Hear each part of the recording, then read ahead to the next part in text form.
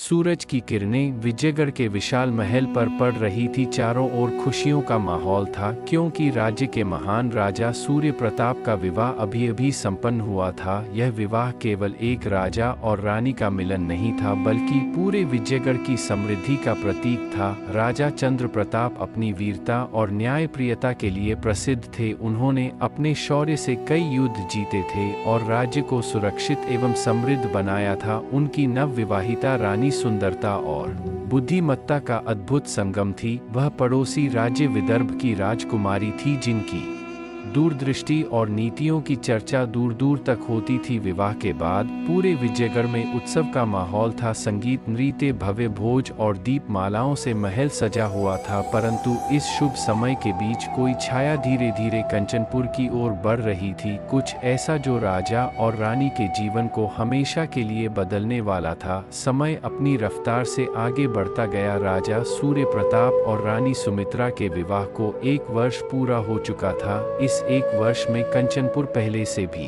अधिक समृद्ध हो चुका था। राजा अपनी प्रजा की भलाई के लिए नित्य नए फैसले ले रहे थे और रानी सौम्या अपने ज्ञान एवं नीतियों से राज्य की स्त्रियों को सशक्त बना रही थी। महल में शांति और आनंद का वातावरण था। इसी बीच एक शुभ समाचार ने पूरे विजयगढ़ को हर्षित कर दिया। रानी सौम्या गर्भवती थी। यह खबर सुनते ही महल में उल्लास की लहर दौड़ गई। महल की दासियां, मंत्रीगण और पूरा राज परिवार इस समाचार से आनंदित था। राजा सूर्य प्रताप ने स्वयं देवताओं का आशीर्वाद लेने के लिए भव्य यज्ञ करवाया। रानी के स्वास्थ्य की विशेष देखभाल की जा रही थी। उनके लिए राजमहल में विशेष कक्ष सजाया गया था, जहां सुख सुविधाओं का पूरा ध्यान रखा गया। अनुभवी दाइया और राजवैद्य हर समय उनकी सेवा में तत्पर रहते। राजा भी अपने युद्ध और दरबार के कार्यों से समय निकालकर रानी के पास आते और उनके साथ समय बिताते थे। किंतु इस आनंद के वातावरण के बीच एक छुपा हुआ संकट धीरे धीरे महल की ओर बढ़ रहा था। कुछ ऐसा जो आने वाले समय में रानी की परीक्षा लेने वाला था। समय बीतता गया और वह शुभ घड़ी आ गई जब कंचनपुर में नए उत्तराधिकारी के जन्म की प्रतीक्षा हो रही थी।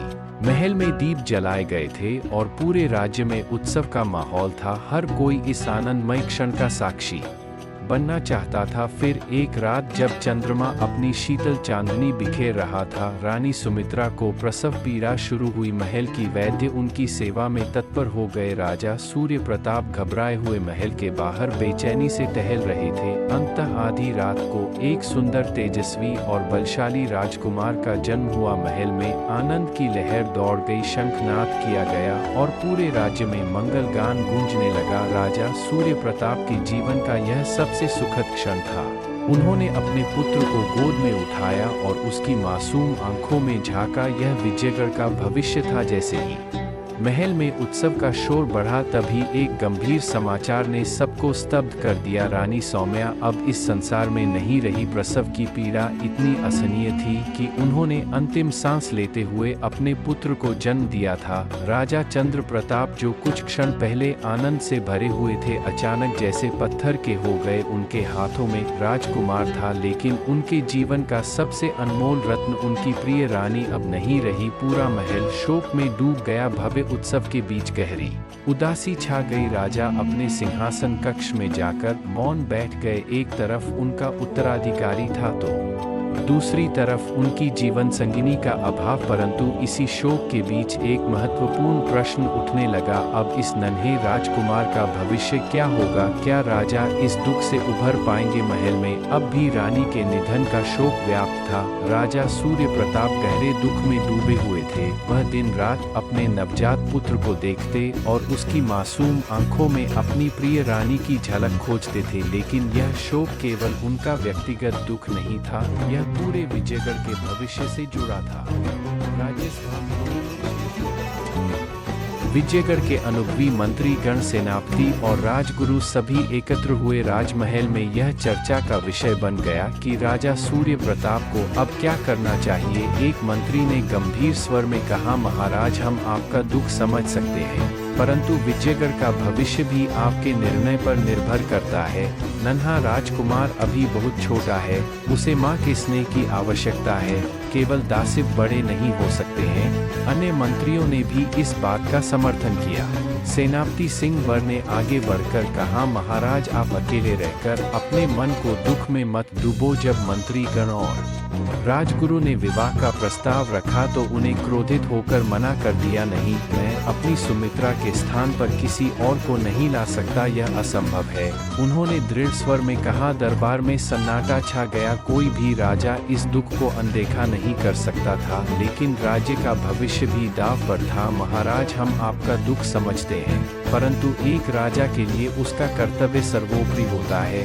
आपका राजकुमार अभी बहुत छोटा है, उसे माँ की ममता की आवश्यकता होगी। क्या आप यह नहीं चाहेंगे कि उसे सही मार्गदर्शन और देखभाल मिले? सेनापति सिंह वर ने भी सहमति जताई। महाराज यह विवाह केवल आपका निजी निर्णय नहीं है, बल्कि यह विजयगढ़ के भविष्य से भी जुड़ा है। एक नन्हा उत्तराधिकारी बिना मां के स्नेह के कैसे बढ़ेगा? राजगुरु भद्रेश्वर ने गहरी सांस लेते हुए कहा, राजन क्या आप यह नहीं चाहते कि जब यह नन्हा राजकुमार बड़ा हो तो वह एक मजबूत, नीतिवान और संतुलित राजा बने? उसके लिए एक माता का होना आवश्यक है। राज सूर्य प्रताप यह सब सुनकर गहरी सोच में पड़ गए। उन्होंने अपने पुत्र को नन्हे हाथों से किलकारियां मारते देखा। क्या वह अपने व्यक्तिगत दुख से ऊपर उठकर अपने पुत्र के लिए यह बलिदान दे सकते थे? राजमहल में कई दिनों तक यह चर्चा चलती रही। राजा हर बार इस विषय पर चुप हो जाते, लेकिन उनके हृदय में उथल-पुथल मची हुई थी। फिर एक दिन राजा सूर्य प्रताप अपने सिंहासन कक्ष में बैठे थे। उन्होंने अपने पुत्र को गोद में उठाया, उसकी मासूम आंखों में देखा और निर्णय लिया, यदि यह विवाह मेरे पुत्र और विजयगढ़ के भविष्य के लिए आवश्यक है तो मैं इस प्रस्ताव को स्वीकार करता हूं। दरबार में सभी ने राहत की सांस ली। विजयगढ़ के भविष्य के लिए यह एक महत्वपूर्ण निर्णय था। अब सबसे बड़ा प्रश्न यह था कि राजा सूर्य प्रताप का विवाह किससे होगा? कौन होगी विजयगढ़ की नई महारानी? राजा सूर्य प्रताप ने भरी सभा में अपना निर्णय सुनाया। उन्होंने दरबारियों की ओर देखते हुए कहा, मैं दूसरी शादी करने के तैयार हूँ, लेकिन मेरी एक शर्त है। मैं उसी स्त्री से विवाह करूंगा जो मेरे पुत्र को अपने हृदय से अपनाएगी, उसे अपने पुत्र की तरह स्नेह देगी। यदि कोई स्त्री इस शर्त को स्वीकार नहीं कर सकती तो मैं जीवन भर अकेला रहना पसंद करूंगा। राजा की यह शर्त सुनकर दरबार में गहरी शांति छा गई। यह कोई साधारण विवाह नहीं था, यह विजयगढ़ के उत्तराधिकारी की मां बनने का निर्णय था। मंत्रीगण और राजगुरु ने इस शर्त को उचित माना। अब प्रश्न यह था कि ऐसी कौन सी राजकुमारी होगी जो इस शर्त को स्वीकार करेगी? राज्य के चारों ओर संदेश भेजे गए, एक के बाद एक राजघराने से विवाह प्रस्ताव आ रहे थे, लेकिन जैसे ही राजा की शर्त का उल्लेख किया जाता सभी राजकुमारियां पीछे हट जाती। कोई भी स्त्री यह स्वीकारने को तैयार नहीं थी कि वह एक अन्य स्त्री के पुत्र को अपने पुत्र की तरह अपनाए। कुछ को संदेह था कि राजकुमार बड़ा होने पर उन्हें अपनाए या नहीं, तो कुछ को यह डर था कि वह स्वयं कभी अपने सगे संतान को जन्म नहीं दे पाएंगी। समय बीतता गया, लेकिन कोई योग्य वधू नहीं मिली। राजा का हृदय निराशा से भरने लगा। इसी बीच एक दिन महल के मंत्री ने राजा को एक असाधारण समाचार सुनाया। महाराज, एक स्त्री है जो आपकी शर्त को स्वीकार करने के लिए तैयार है। राजा ने आश्चर्य से पूछा, कौन है वह और क्या वह सच में मेरे पुत्र को अपने हृदय से अपना सकती है? मंत्री ने धीरे से उत्तर दिया, महाराज, वह स्त्री तो बहुत ही सुंदर है, लेकिन वह कोई साधारण स्त्री नहीं बल्कि एक विधवा है।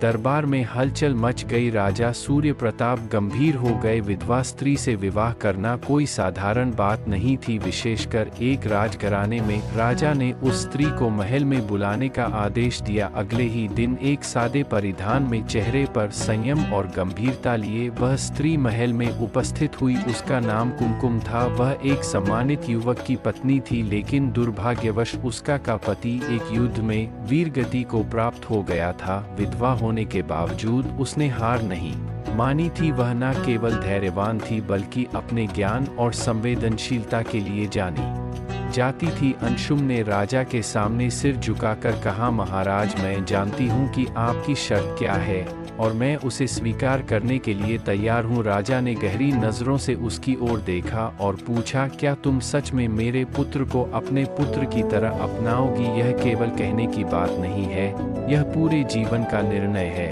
उसने कहा, महाराज, मैंने स्वयं मातृत्व का सुख नहीं पाया है, लेकिन मैं जानती हूँ कि एक माँ का प्रेम केवल जन्म देने से नहीं बल्कि स्नेह और परवरिश से भी होता है।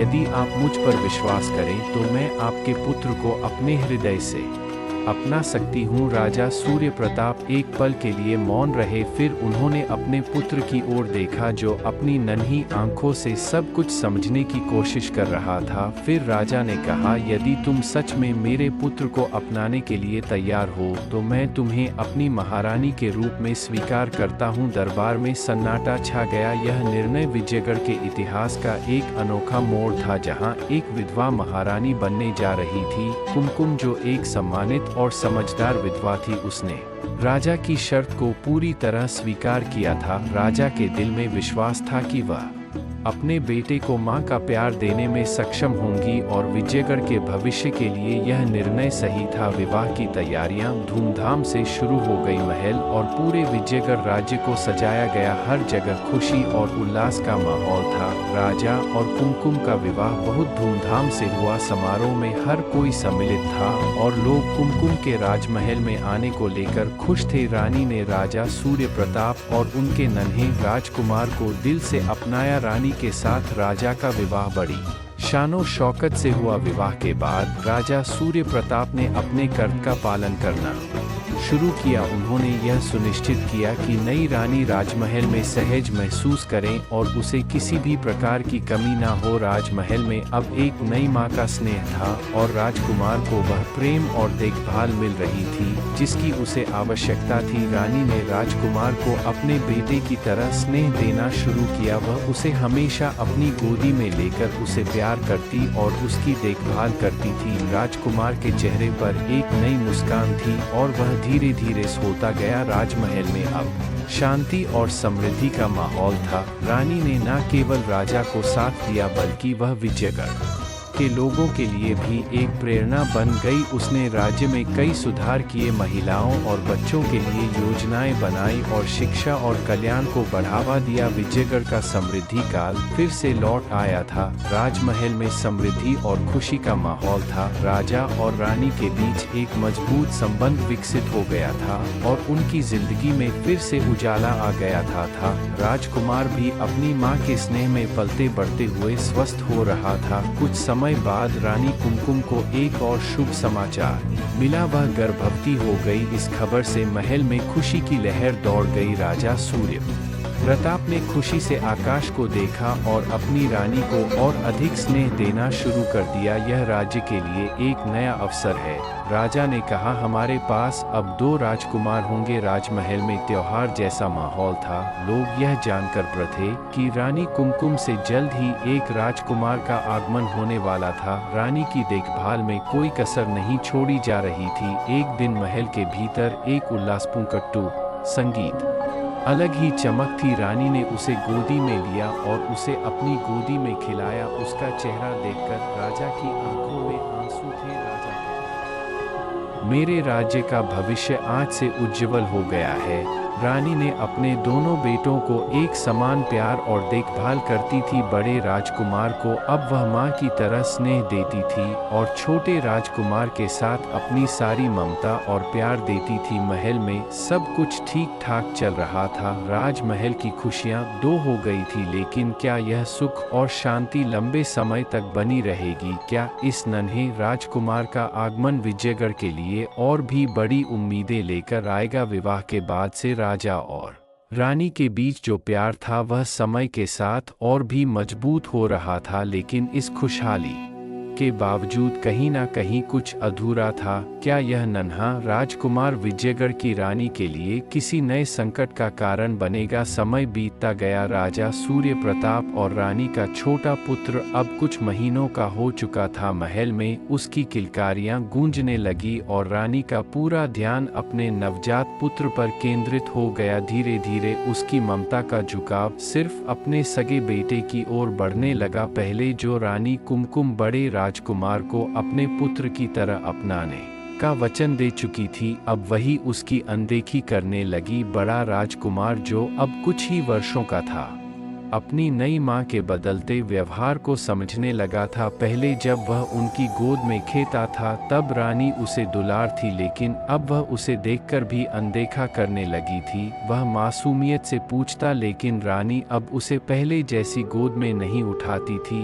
अब वह छोटे राजकुमार को लेकर हर समय व्यस्त रहती। वह उसे अपने हाथों से भोजन कराती, अपने साथ सुलाती और उसके रोने पर तुरंत दौड़ कर जाती थी। लेकिन जब बड़ा राजकुमार अपनी माँ के पास जाता तो वह बहाने बनाकर उसे दूर कर देती थी। राजकुमार धीरे धीरे इस सच्चाई को समझने लगा कि उसकी नई माँ के लिए अब उसका कोई स्थान नहीं था। राजा सूर्य प्रताप को शुरू में इस बदलाव का एहसास नहीं हुआ, क्योंकि वह राज्य के मामलों में व्यस्त रहते थे। लेकिन धीरे धीरे उन्होंने देखा कि उनका बड़ा पुत्र अब चुप रहने लगा था, उदास रहता था और अपनी माँ के पास जाने से कतरा लगा था। एक दिन राजा ने रानी से पूछा, रानी, तुमने मेरे बड़े पुत्र को अपनाने का वचन दिया था, लेकिन आजकल तुम्हारा ध्यान केवल अपने छोटे पुत्र पर ही कृत क्यों है? कुमकुम ने हंसकर जवाब दिया, महाराज, ऐसा कुछ नहीं है, मैं दोनों से समान प्रेम करती हूँ, लेकिन छोटा राजकुमार अभी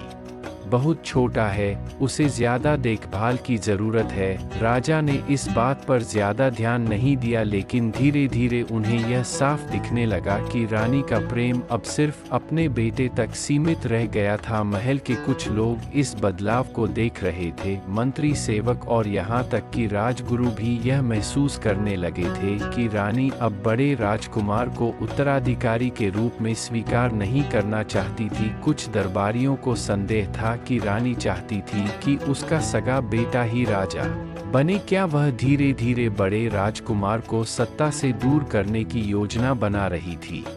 राजमहल में अब एक अनकही दूरी बन चुकी थी। राजा सूर्य प्रताप का बड़ा पुत्र, जिसे पहले माँ का स्नेह मिलता था, अब अपनी सौतेली माँ कुमकुम की बेरुखी से पूरी तरह अकेला हो गया था। माँ की गोद से वंचित वह अपनी उदासी को कम करने के लिए एक छोटे से बंदर के बच्चे के साथ खेलने लगा। यह बंदर उसका सबसे अच्छा मित्र बन गया था। राजकुमार उसके साथ समय बिताता, उसे खाना खिलाता और महल में जा जाता अपने साथ ले जाता। लेकिन यह मासूमियत जल्द ही एक भयानक साजिश का शिकार बनने वाली थी। एक दिन खेलते खेलते वह बंदर रानी के कक्ष में घुस गया।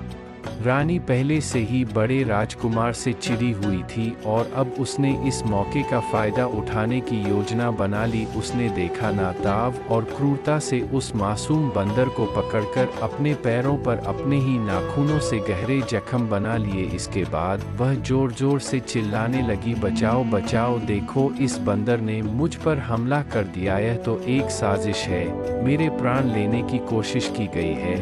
उसकी चीख पुकार सुनकर महल के रक्षक और सेवक तुरंत दौड़ पड़े। राजा सूर्य प्रताप भी वहां पहुंचे। जैसे ही उन्होंने रानी को देखा, उनके चेहरे पर चिंता की लकीरें। रानी के पैर से खून बह रहा था। रानी अंशुम ने दर्द भरी आवाज में राजा से कहा, महाराज, यह देखिए आपके पुत्र की करतूत। उसने जानबूझकर उस जंगली बंदर को मेरे कक्ष में छोड़ दिया ताकि वह मुझ पर हमला कर दे। यह छोटा बच्चा आज तो एक बंदर के सहारे मुझे मारने की कोशिश कर रहा है। सोचिए जब बड़ा होगा तो क्या करेगा। राजा सूर्य प्रताप स्तब्ध रह गए। उन्होंने राजकुमार की ओर देखा जो भयभीत और मासूम खड़ा था। उसकी आंखों में आंसू थे और वह पूरी तरह से स्तब्ध था। राजा ने उससे सख्त स्वर में पूछा, क्या यह सच है? क्या तुमने जानबूझकर अपनी माँ पर बंदर को हमला करने के लिए भेजा? राजकुमार ने तुरंत सिर हिलाया और कांपते हुए कहा, नहीं पिताजी, ऐसा कुछ नहीं हुआ। वह मेरा दोस्त है, मैंने उसे कभी नुकसान पहुंचाने के लिए नहीं भेजा। माँ झूठ कह रही है। लेकिन अंशुमती ने और अधिक आंसू बहाते हुए कहा, महाराज, यह बच्चा निर्दोष दिखता है, लेकिन इसके दिल में नफरत तनप रही है। अगर इसे रोका नहीं गया तो यह एक दिन आपकी भी हत्या कर देगा। महल में सन्नाटा छा गया था। राजा सूर्य प्रताप के मन में एक भयानक उलझन थी। एक तरफ उनका अपना पुत्र था जिसे अपनी प्राणों से ज्यादा प्रेम करता था और जो अब भी मासूम लग रहा था। दूसरी तरफ उनकी नई रानी थी जिसने स्वयं उनके बड़े पुत्र को अपनाने का वचन दिया था। क्या वह झूठ बोल रही थी? राजा चंद्र प्रताप के मन में संदेह जन्म लेने लगा। क्या सच में उनका पुत्र इतना निर्दय हो सकता है? क्या राजा सूर्य प्रताप अपनी रानी की चाल को समझ पाएंगे? रानी अब राजा पर पूरी तरह हावी हो चुकी थी। उसके भीतर धीरे धीरे सत्ता और लालच की आग जलने लगी थी। अब उसे राजा के बड़े पुत्र का अस्तित्व सहन नहीं हो रहा था। उस रात जब राजा अपने कक्ष में शांत बैठे थे, अंशुम ने रोते हुए आकर कहा, महाराज, मैंने बहुत सहन किया लेकिन अब मुझसे और नहीं होगा। यह बच्चा अगर महल में रहेगा तो एक दिन हमें मार डालेगा। आप या तो उसे मार दीजिए या फिर मुझे मार दीजिए। राजा चंद्र प्रताप हतप्रभ रह गए। रानी, यह तुम क्या कह रही हो? वह मेरा पुत्र है। राजा ने क्रोधित होकर कहा, पुत्र पुत्र नहीं महाराज, वह एक नाग है जो बड़ा होकर आपको डसेगा। मैं आपके छोटे पुत्र की माँ हूँ। मैं नहीं चाहती कि मेरे बेटे का जीवन किसी खतरे में पड़े। रानी ने राजा के सामने दो ही विकल्प रख दिए, या तो वह रहे या मैं रहूंगी। राजा एक गहरी उलझन में फंस गए। राजा ने अपने बेटे की ओर देखा जो मासूमियत से खड़ा था। वह कोई अपराधी नहीं था, फिर भी सजा उसी को दी जा रही थी। राजा के पास दो ही रास्ते थे, या तो वह अपने बेटे को मार दें या फिर उसे कहीं बहुत दूर छोड़ आए। आखिरकार राजा ने एक कठिन निर्णय लिया। उन्होंने अपने बेटे को अकेले जंगल में छोड़ने का फैसला किया। अगली सुबह राजा अपने पुत्र को लेकर महल से निकल पड़े। वह उसे घने जंगल की ओर ले गए जहां दूर दूर तक कोई इंसान नहीं था। बच्चा अपने पिता की ओर देखता रहा। उसकी आंखों में अजीब सा भय था। पिताजी, क्या हम यहाँ शिकार खेलने आए हैं? राजकुमार ने मासूमियत से पूछा। राजा की आंखों में आंसू आ गए लेकिन उन्होंने अपने चेहरे पर कठोरता बनाए रखा। वे जंगल के सबसे गहरे हिस्से में पहुंचे। वहां चारों ओर सिर्फ पेड़, जंगली जानवरों की आवाजें और घना अंधेरा था। राजा ने अपने पुत्र को घोड़े से नीचे उतारा और कहा, बेटे तुम यहीं रुको, मैं थोड़ी देर में आता है। राजकुमार सहम गया और बोला, पिताजी आप मुझे अकेला क्यों छोड़ रहे हैं?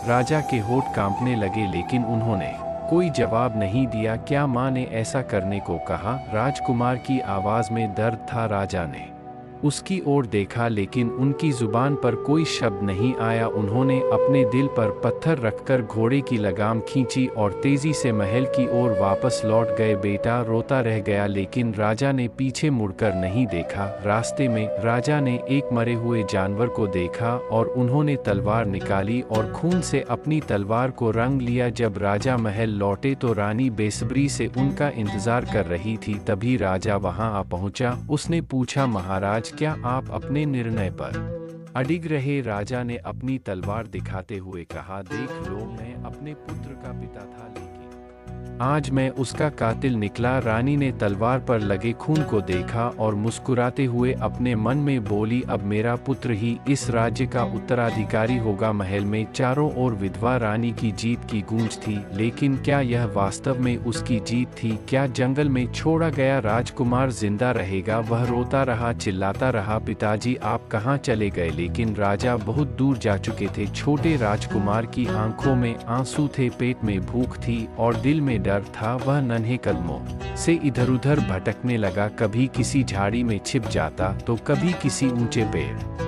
के पास जाकर बैठ जाता था। कुछ ही देर में उसी जंगल के रास्ते से एक वृद्ध ब्राह्मण गुजर रहे थे। वे एक धर्मात्मा व्यक्ति थे जो दूर गांवों में जाकर वेद और धर्मशास्त्र पढ़ाते थे। अचानक उन्होंने किसी के रोने की आवाज सुनी। वे सोचने लगे, इस घने जंगल में कौन रो रहा है? वे आवाज की दिशा में बढ़े और उन्होंने एक छोटे से बालक को पेड़ के नीचे सहमे हुए बैठे देखा। ब्राह्मण चौंक गए। उसने कहा, बेटा तुम यहाँ इस घने जंगल में अकेले क्या कर रहे हो? राजकुमार ने सिर उठाया। उनकी सफेद दाढ़ी और ममतामयी आंखें देखकर उसे थोड़ी राहत मिली।